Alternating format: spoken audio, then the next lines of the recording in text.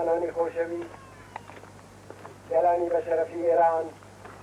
خەڵکی خەباتگێری کوردستان میوانانی بەڕێز 25 جەراوێژی 1364 ساڵ لە دامەزرانی حیزبی دموکراتی کوردستانی ئێران حیزبی پێشڕەوی گەلی کورد حیزبی کرێکاران و جووتیاران و ڕووناکبیرانی شۆڕژێر ڕادەبێت. کۆمیتەی ناوەندی بە بۆنەی 25 گەلاوێژ جێژنی دامەزرانی 40 ساڵەی حیزبی دموکراتی کوردستان لە هەموو گەلانی ئێران لە گشت خەڵکی کوردستان لە ئەندامانی تێکۆشەری حیزب و لە پێشمەرگە نەبەزەکان پیرۆزبایی دەکا و هیوادارە کە ئەم ڕۆژە پیرۆزە سەرەتای سەرکەوتنی تازە و بەرچاو بەسەر ڕژیمی کۆنەپەرستی خومینەیدان.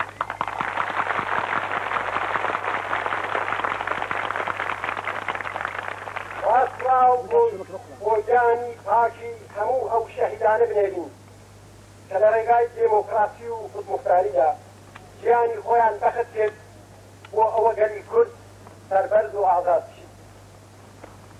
ئەم سڵاوە بە تایبەتی پێشکەشە بۆ یەکەم شەهیدی گەورە پێشەوە قازی محەممەد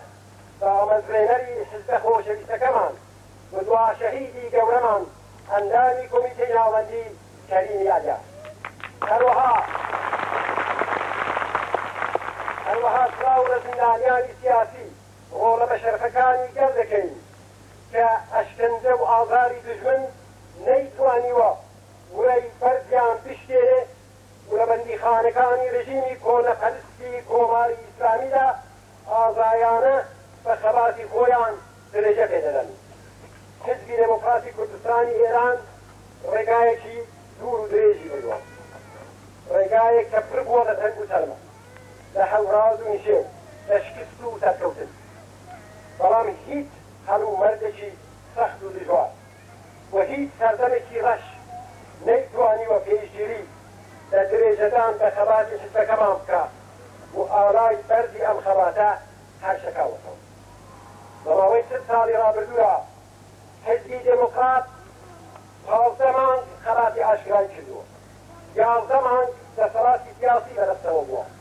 32 ساڵ و 2 مانگ لە هەلوبەردی نهێنیدا تێکۆشاوە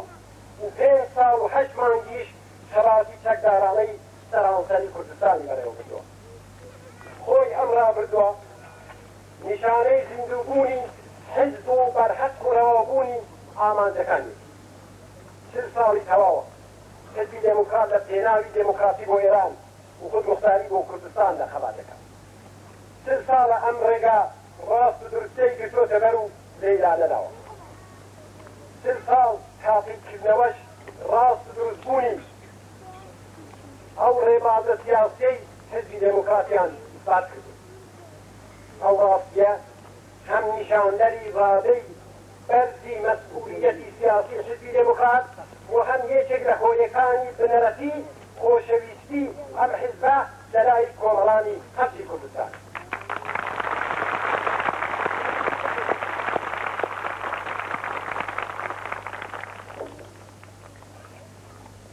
حیزبی دموکراتی کوردستان لە ڕۆژی 25 گەلاوێژی 1324دا لەسەر بناغەی کۆمەڵەی ژێکاف کە 3 ساڵ پێشتر تێکهاتبوو دامەزرا. تێکهاتنی حیزبی دموکرات پێویستیەکی مێژووی بوو. لەو کاتەدا حیزبێکی دموکرات و شۆڕژێر پێویست بوو کە بەرنامەیەکی ڕوونی دموکراتی هەبێ و بتوانێت بزووتنەوەی پان و بەرینی کۆمەڵانی خەڵکی کوردستان بەڕێوە بێت. ئەو بزووتنەوەیە بخاتە نێو ڕێبازێکی دموکراسی و پێشکەوتن خوازانە پەیوەندی پتە لە نێو جوڵانەوەی دموکراسی میلی خەڵکی کوردستان و سەرانسەری ئێران تێک بێنێ و لەگەڵ خەباتی گەلانی ئازادیخوازی جیهان دژی فاشیزم گرێدرا.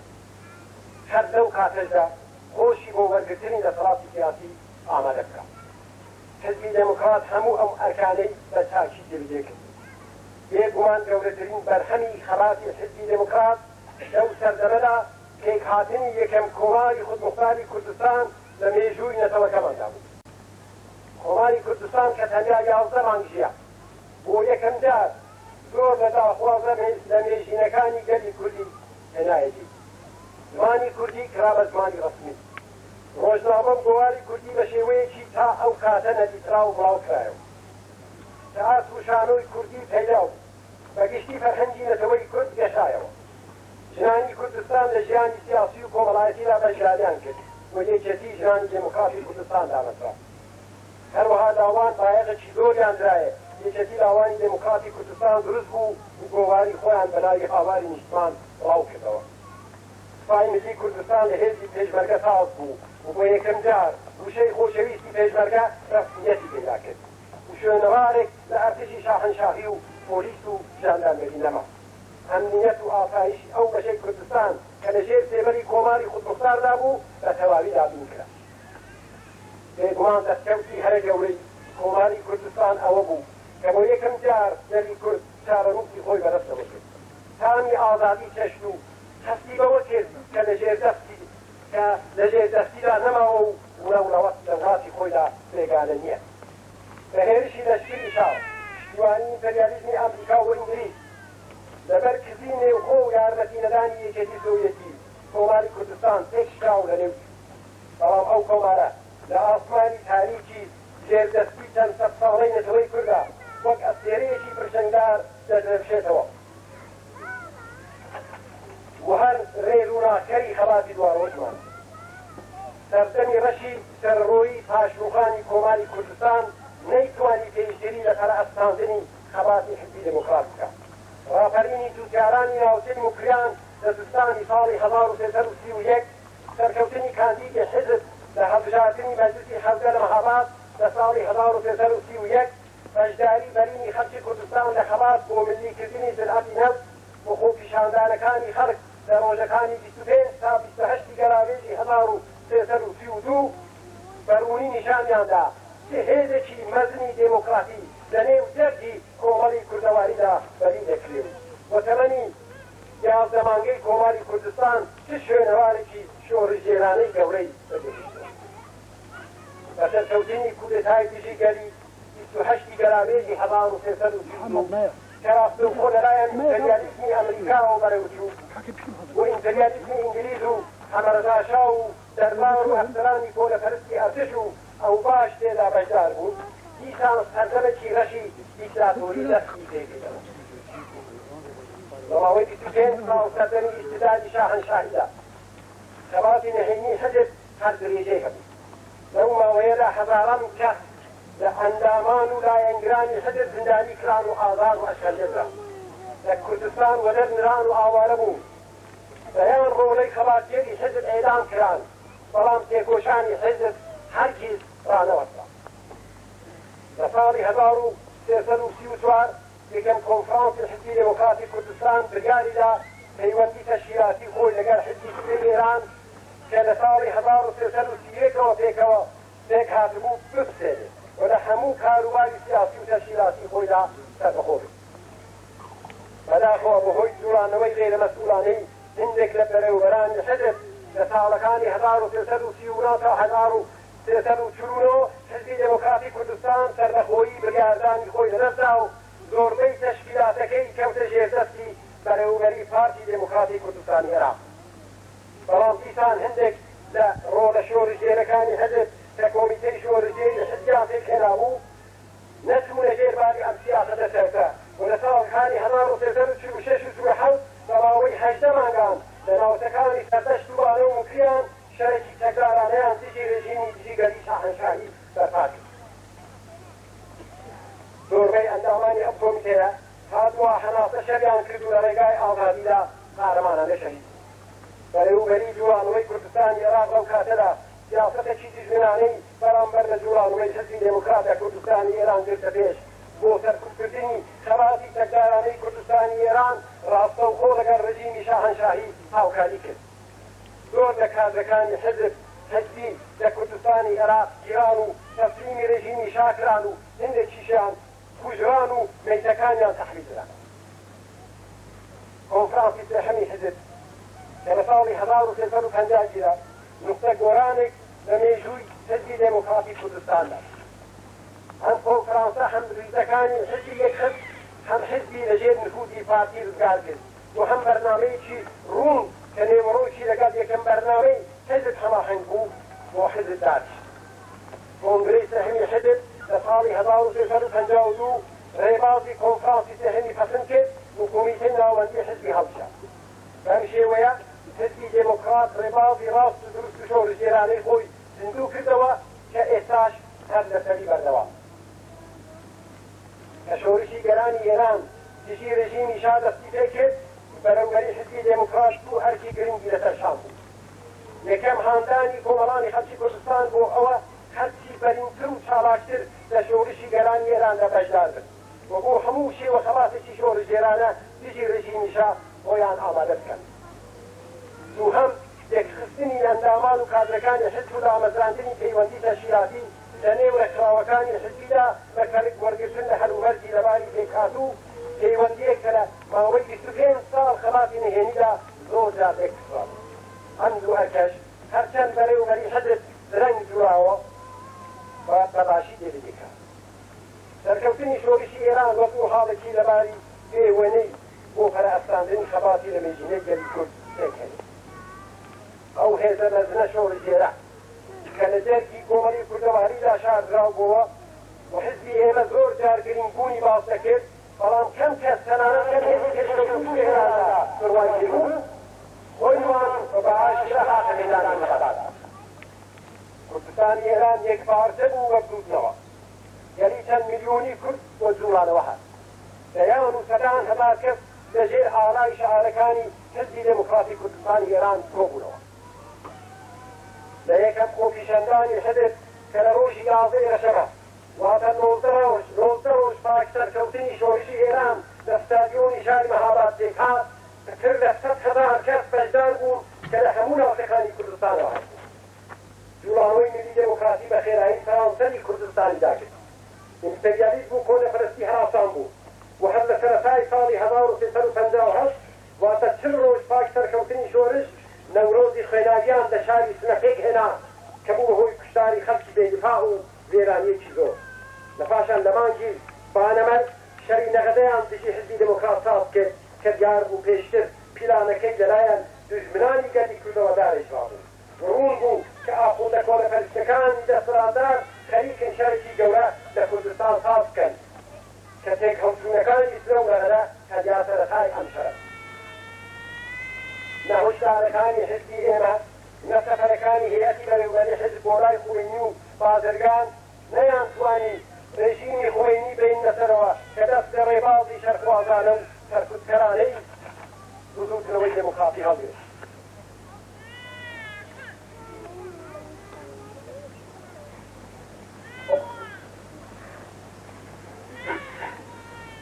حزبی دێمۆکرات هەر لە سەرەتاوە بە حەق هەستیەوە کرد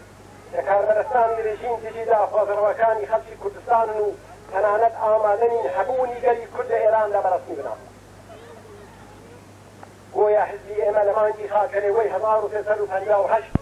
داوای لە خەڵکی کوردستان کرد کە لە دەنگدان بە کۆماری ئیسلامیدا بەشداری نەکەن و لە پاشان دەنگیان بە قانونی ئەساسی کۆماری ئیسلامیش نەدا.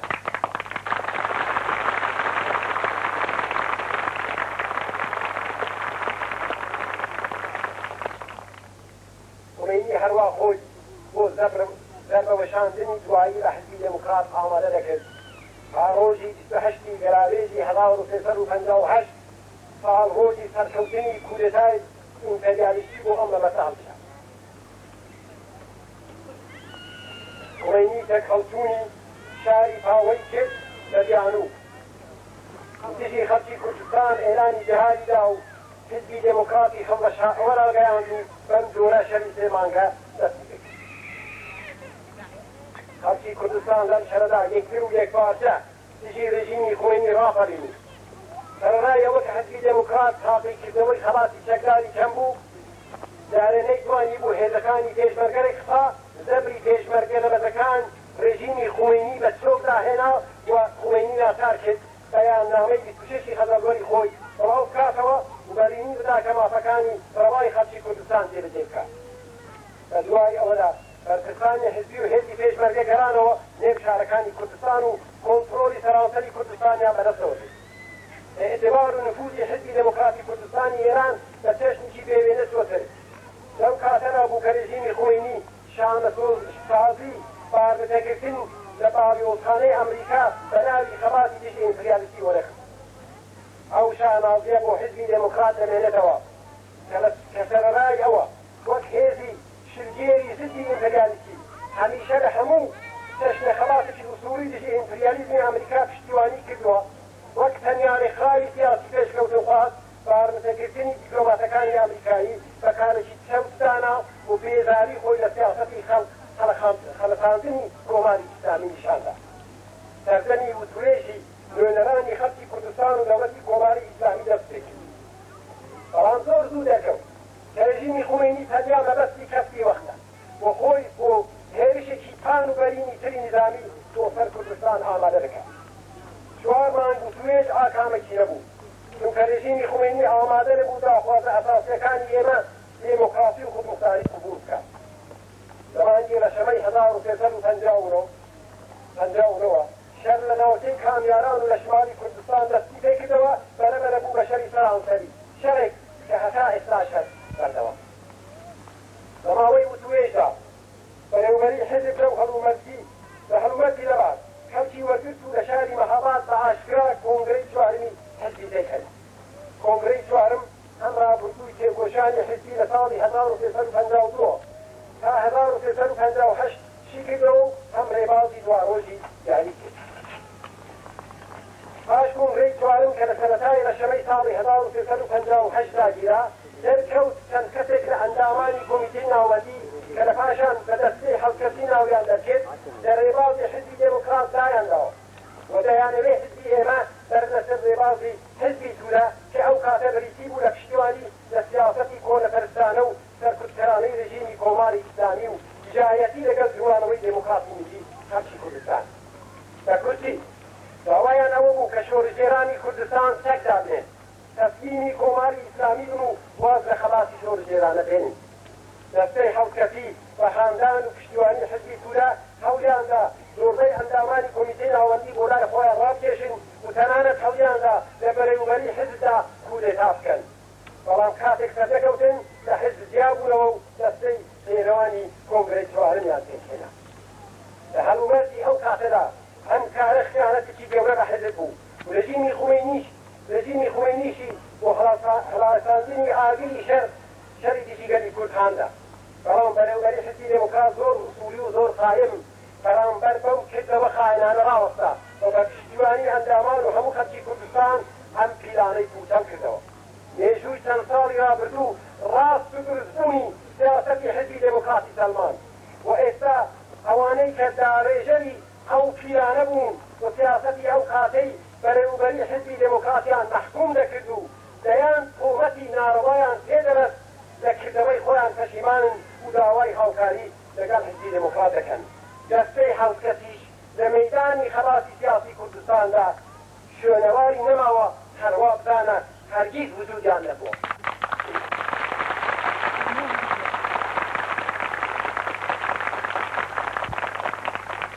لە هەرمانانی 1359 شەری ئێران و عێراق دەستی پێکرد و عێراق بەشێکی زۆری لە خاکی ئێران داگیر حزبی دموکرات دیسان تەنیا ڕێکخراوێکی سیاسی شۆڕژێر بوو کە نەچوە ژێربانی هەرا و بڕیاری شۆڤنیستی کاربەدەستانی کۆماری ئیسلامی کە لە جارێک هاواری وابەتەنایان چوە ئاسمان زۆر لەو ڕێکخراوانە کە ئێستا دژی رژیمی خۆمینی خەڵات دەکەن لایەنگران و ئەندامانی خۆیان بۆ شەرکردن دژی عێراق بۆ دەبهەنار کە هیچ سوودێکی نەبوو نەیانتوانی خۆشەویستی خۆمینی بۆ لای خۆیان ڕابکێشن تەنانەت لە هەندێک لە دەبهەکان ئەندامانیان لەلایەن خودی رژیمی ئاخوندیەوە گیران و ئێدام کرا بەڵام حزبی دموکرات بەڕاشکاری ڕاگەیان کە ئەگەر کۆماری ئیسلامی داخوازەرەوەکانی خەڵکی کوردستان قبول بکە ئەو کاتە ئەندامان و پێشبەرگەکانی حزب ئامادەن لە خاکی ئێران بەرامبەر بە هێرشی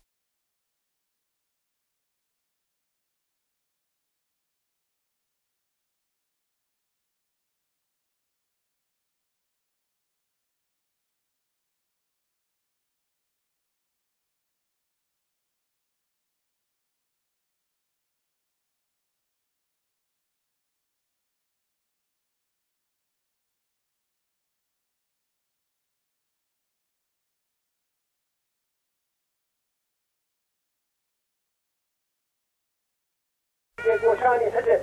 لە ماوەی نێوان کۆنگرەی چوارەم و پێنجمدا سیاسەتی دواڕۆژ و ئەرکەکانی حزبی دیاری کرد. کۆنگرە پاشێکدانەوەی وردی هەڵومەتی ئێران هاتە سەر ئەو باوەرە کە لە چوارچێوەی رژیمی کۆنەپەرستی خۆمێنیدا هیچ کام لە داخوازە بنەرەتیەکانی خەڵکی کوردستان نایەنەتی. بۆیە کۆنگرە بە تێکرایی دەنگ دروشمی ڕوخاندنی رژیمی خۆمێنی هەتن کرد. کۆنگرەی شەشەمی حزب کە لە مانگی ڕێبەندانی 1362 پێک هات لەسەر دروشمی ڕوخاندنی رژیمی خۆمێنی پێدا کرد و ئەم دروشمە ئێستاش هەرنیشاندەری هەڵگرستی حزبی دموکرات بەرامبەر بە کۆماری ئیسلامیە. کۆنگرەی شەشەم پاش ڕێکدانەوەی وەزی کوردستان هاتە سەر ئەو بڕوایە کە پێویستە ئاڵوگۆڕێک لە شێوەی شەری سەردارانەدا پێک بێت چونکە شەری دەبهێی لەمە دووە یانی لە قازانجی بۆ هێزی پێشمەرگە زیاترە. بۆیە بڕیاردرا کە هێزی پێشمەرگە تاکتیکی شەری پارتیزانی هەڵبژێرێت لە هەموو جێگایەک هەبێ و لە هیچ جێگایەک دیار نەبێت بەپێی ئوسولی پارتیزانی شەرکا و بایەغێکی زۆر بەنین و کەمین برا. بەکارهێنانی ئەم تاکتیکە تاوڕەیە تا ئێستا بۆ خەڵاتی تەکدارانە زۆر بەسوود بووە. هەروەها کۆنگرەی شەشەم سۆسیالیزمی دموکراتی وەک ئامانجی دواڕۆژی حزب هەتن کرد کە بێگومان لە خەڵاتی دواڕۆژی حزبی دموکراتدا شۆنەوارێکی بەرچاوی بێت. حزبی دموکراتی کوردستانی ئێران هەموو کاتێک لەو بڕیایەدا بووە کە بۆ ڕوخاندنی رژیمی خۆمێنی و هێنانە سەرکاری رژیمێکی دموکراتی هاوکاری و هەماهەنگی هەموو هێزەکانی شۆڕژێری ئێران پێویستە. بۆیەش هەر لە سەرەتای سەرکەوتنی شۆڕشی ئێرانەوە بۆ پێکهێنانی بەرەیەکی دموکراتی و دژی ئیمپەریالیستی هەوڵی داوە. هەر لەسەر ئەوە ساڵتەش بوو کە لە ساڵی 1306 چوو بۆ نێو شوڕای نیشتیمانی بەرگریەوە. حزبی ئێمە لەو بڕوایەدا بوو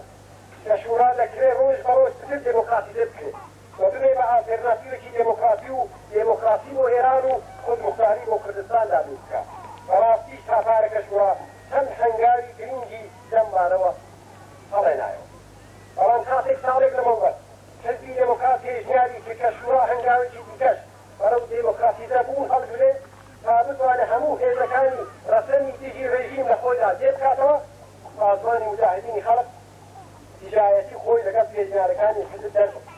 دەرکەن کە نەدەی هەمێ شورا دموکراتیزە بکرێت و نەدەشی هەمێ کە دەستە پاوانخوازی خۆی هەڵبگرێت تا شورا ببێ بە شورایەکی ڕاستەقینە بەڵکو پێخۆشە شورا وەک ئاڵەتی دەستی مجاهدین بمێنێتەوە.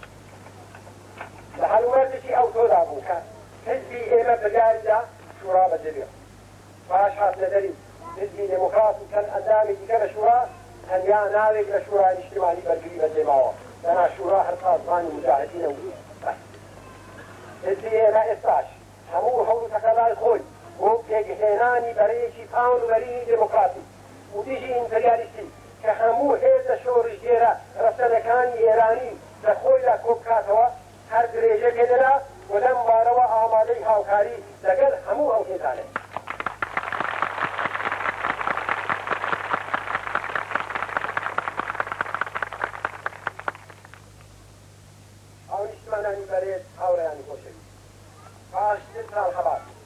حزبی دموکراتی کوردستانی ئێران بە ئامانجەکانی خۆی بەفادار ڕزگارکردنی نیشتمان لەژێر زۆرداری ئیمپەریالیزم و سەلماندنی سیاسەتێکی هەربەخۆ و بێلایەن جێگیرکردنی دموکراسی و پلورالیزمی دموکراتی وەدەستهێنانی خودموختاری بۆ کوردستان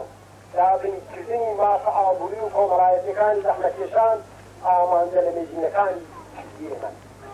حزبی دموکراتی کوردستانی ئێران حزبێکی ئێرانیە لە چوارچێوەی سنووری وازی ئێراندا بۆ مافی خودموختاری خەڵاتەکە.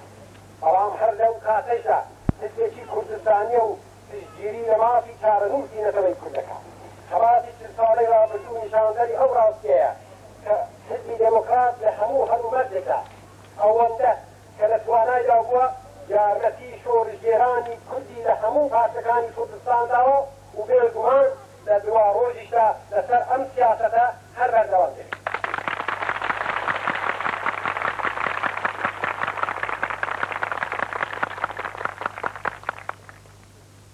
بە شانازیوە دەڵێن کە حزبی ئێمە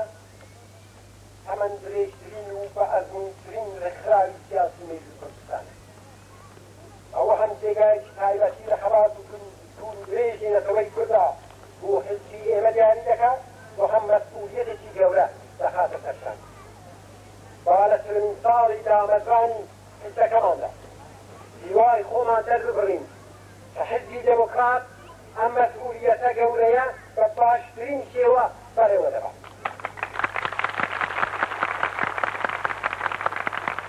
ئێمە دڵنیاین کە لەم خەڵاتە دژوار و خێناوێدا کە خەڵکی کوردستانی ئێران بەڕێ بەلایەتی حزبی دموکرات 6 ساڵە درێژەی هێنرا سەرکەوتن هەر بۆ بلووتنەوەی شۆڕژێری جەلی کوردە چونکە داخوازەکانی ڕایە چونکە داخوازەکانی ڕەوایە چونکە ئەم بلووتنەوەیە هی هەموو کۆمەڵانی خەڵکی کوردستان و پشت شار و گوندەکانی کوردستانە چونکە پێشمەرگەدەرەکانی کوردستان بە قارەمانەتێکی پێوێنەوە دیفاع لە ئازادی و شەرەفی دەرەکەمان دەکەن چونکە حزبێکی پێشرە و شۆڕژێر وەک حزبی دموکراتی کوردستانی ئێران حزبی پێشەوا قازی محەممەد ڕێکخەر و بەڕێوەبەری ئەم بلووتنەوەیە.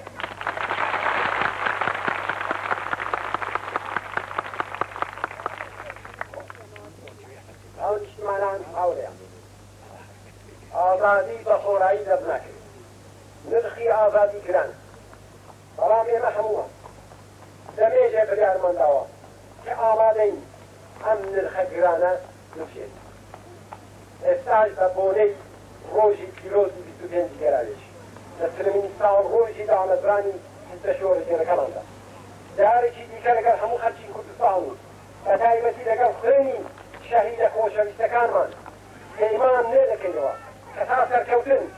تا دابنکردنی دموکراسی بۆ ئێران و خودموختاری بۆ کوردستان بێوتان خەباتی خۆمان درێژە بکەین.